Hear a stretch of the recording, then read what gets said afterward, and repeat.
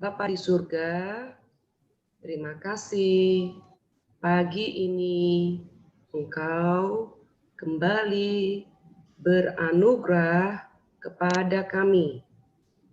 Sekarang kami mau membaca dan merenungkan firman Tuhan. Sertailah dan berkatilah agar kami dapat menikmati Tuhan dan firman Tuhan. Dalam nama Tuhan Yesus kami berdoa. Amin. Nah, udah di pertanyaan 13 ya. Apakah orang tua pertama kita tetap berada dalam keadaan seperti ketika mereka diciptakan? Siapa yang tahu? Orang tua pertama kita siapa? Adam dan Hawa. Ya, Adam dan Hawa. Benar, Adam dan Hawa. Jadi apakah Adam dan Hawa bisa digantikan ya? Apakah orang tua pertama kita atau Adam dan Hawa tetap berada dalam keadaan seperti ketika mereka diciptakan? Nah, ketika mereka diciptakan tidak berdosa anak-anak, maka jawabnya begini. Saat mereka dibiarkan dengan kebebasan kehendak mereka sendiri, orang tua pertama kita atau Adam dan Hawa berbuat dosa terhadap Allah dan terjatuh dari keadaan mereka yang semula. Jadi ada pernah manusia tidak berdosa sama sekali, yaitu Adam dan Hawa. Tapi ketika Allah mengizinkan mereka dengan kebebasan mereka sendiri, mereka berbuat dosa. Nah, sekarang kita akan, ya kita tahu ini dari Alkitab ya. Jadi Allah mencipta manusia, lalu mencipta manusia yang tidak berdosa, lalu mereka melakukan dosa atau perbuatan dosa terhadap Allah. Jadi dosa itu adalah terhadap Allah ya. Mari kita membaca dari rumah masing-masing. Ibu Happy sudah siapkan ayat firman Tuhannya di layar. Mazmur 14 ayat 1 sampai 3. Baca semua ya, ayat 1. 1, 2, 3. Orang bebal berkata dalam hatinya, tidak ada Allah.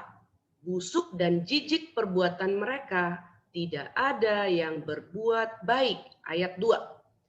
Tuhan memandang ke bawah dari surga kepada anak-anak manusia untuk melihat apakah ada yang berakal budi dan mencari Allah. Ayat yang ketiga. Mereka semua telah menyeleweng, semuanya telah bejat. Tidak ada yang berbuat baik, seorang pun tidak. Nah, dari ayat-ayat ini anak-anak, kita tahu orang bebal itu adalah manusia berdosa. Mereka berdosa karena orang tua pertama kita atau Adam dan Hawa, mereka telah melakukan dosa ketika mereka dibiarkan dengan kehendak bebas mereka. Pada akhirnya manusia, keturunan Adam dan Hawa, semua adalah manusia berdosa, termasuk kita. Nah, tapi kemudian ada yang membedakan dua kelompok manusia, yaitu orang percaya kepada Allah dan orang yang tidak percaya. Yang percaya kepada Allah adalah yang menerima Tuhan Yesus sebagai Tuhan dan Juru Selamat pribadinya. Tapi orang yang tidak mau percaya kepada Tuhan Yesus, mereka tetap manusia berdosa yang disebut orang bebal. Kemudian mereka berkata dalam hati mereka, tidak ada Allah. Maka mereka berbuat busuk. Perbuatan busuk itu adalah perbuatan jahat anak-anak. Jijik perbuatan mereka. Tidak ada yang berbuat baik. Mereka mencuri, mereka berbohong, mereka saling membenci, dan mereka juga bisa membunuh orang lain. Karena mereka tidak peduli bahwa mereka bertanggung jawab kepada Tuhan. Karena mereka sudah berkata dalam hati, tidak ada Allah. Nah, anak-anak, benarkah tidak ada Allah? Kalau manusia berdosa berkata, orang bebal berkata, tidak ada Allah. Aku mau bebas. Aku tidak mau bertanggung jawab. Aku tidak mau belajar dengan baik. Benarkah tidak ada Allah? Ketika manusia berdosa, ketika orang bebal berkata bahkan dengan suara yang sangat kencang, tidak ada Allah. Pakai mic lagi. Tidak ada Allah. Benar enggak? Tidak ada Allah. Oh, ternyata tidak. Sekalipun manusia rame-rame pakai suara pembesar berkata, tidak ada Allah. Oh, ternyata Allah tetap ada. Coba kita lihat ayat 2. Tuhan memandang ke bawah dari surga kepada anak-anak manusia untuk melihat apakah ada yang berakal budi dan yang mencari Allah. Wah, ternyata ayat yang ketiga memberitahukan kepada kita, semua manusia telah menyeleweng. Apa sih artinya menyeleweng? Ada yang tahu enggak? Mereka semua telah menyeleweng. Ada yang tahu arti menyeleweng? Menyeleweng itu berarti mereka tidak ada berjalan dalam kebenaran. Semua menyimpang. Nah, semua manusia telah menyimpang. Lalu dilanjutkan lagi, semua telah bejat. Bejat itu adalah jahat. Kalau itu air putih dengan 2 air putih, maka air putih yang satu sudah ditambah racun. Itulah dikatakan semua manusia menyeleweng, sudah rusak. Air yang ditambahkan dengan racun itu, satu tetes pun dalam gelas yang berisi air ditambahkan dengan racun, semua air itu sudah rusak. Seperti itulah keadaan manusia, menyeleweng, bejat, tidak ada orang yang berbuat baik, seorang pun tidak. Nah, jadi semua manusia di dalam dosa seperti air di dalam gelas yang ditambahkan racun. Ada yang baik nggak air itu? Nggak ada lagi. Semua sudah rusak. Jadi demikian juga manusia, semua rusak tanpa terkecuali. Tapi Allah mengasihi manusia berdosa. Dan Allah mengutus Yesus Kristus datang ke dalam dunia untuk mati, menggantikan hukuman dosa umat pilihan. Ternyata anak-anak, Allah sudah memilih sekelompok manusia berdosa untuk percaya kepada Tuhan Yesus. Dan kepada mereka diberikan iman. Sehingga mereka percaya bahwa Yesus adalah Allah yang menjadi manusia. Dia mati di atas kayu salib. Dan orang-orang yang percaya kepada Tuhan Yesus, mereka pada akhirnya percaya ada Allah. Wah, berubah ya. Tadi semua orang berkata tidak ada Allah. Sekarang orang yang diberikan iman lalu percaya kepada Tuhan Yesus, mereka juga berkata ada Allah. Kalau ada Allah, kita tidak boleh berbuat busuk, kita tidak boleh berbuat jahat, kita tidak boleh menyeleweng, kita tidak boleh bejat. Semua yang kita lakukan, ingat ada Allah. Kita bertanggung jawab kepada Allah. Nah, jadi orang-orang yang percaya kepada Tuhan Yesus, mereka hidup berpusat pada Allah. Ketika mereka bekerja, mereka ingat ada Allah. Kita harus bekerja dengan baik. Segera, tuntas, berkualitas. Segera berarti tidak tunda-tunda. Tidak begini, nanti aja mama. Aku nonton dulu, aku main dulu. Enggak. Kalau dia bekerja atau belajar, langsung segera pagi-pagi jam 5:30 masuk ke Zoom. Karena jam 7 ada renungan, setelah itu literasi, setelah itu pelajaran. Segera, tidak tunda-tunda, tidak nangis-nangis. Lalu mengerjakan PR asal-asal enggak? Biar cepat selesai, asal-asal aja. Enggak. Ketika bekerja, ketika belajar, juga bekerja segera, tuntas. Kalau 5 tugasnya, 5 dikerjakan. Tapi 5 asal-asalan, boleh enggak? Enggak. Harus berkualitas, bermutu. Nah, kenapa ya kok bisa segera, tuntas, dan berkualitas? Karena ingat, ada Tuhan. Kita bertanggung jawab. Pelajaran kita pertama bertanggung jawab kepada Tuhan, bukan kepada Ibu Rita, bukan kepada Ibu Susi, bukan kepada Ibu Basaria, bukan kepada Ibu Tanti, bukan kepada Miss Pipit. Tapi kita ingat pertama-tama kita bertanggung jawab kepada Tuhan. Maka kita harus setiap hari bangun segera, mandi, sarapan, sebelum jam 7 masuk ke Zoom untuk siap-siap ikut renungan. Kalau weekend ada rekreasi. Rekreasi bisa bebas nggak? Main game mulai pagi sampai sore. Itu merusak mata. Enggak. Ya, jadi tidak boleh begitu karena rekreasi juga ingat Tuhan. Tuhan memberikan mata, maka kita harus menjaga dan merawat mata kita. Maka waktu kita berolahraga, waktu kita bermain, harus ingat kita bertanggung jawab kepada Tuhan. Ya kan? Nanti waktu besar, mau menikah, ingat tidak boleh sembarang menikah. Menikah aja, beda agama boleh. Enggak boleh. Ingat ada Tuhan. Kita harus bertanggung jawab, harus menikah dengan yang seiman.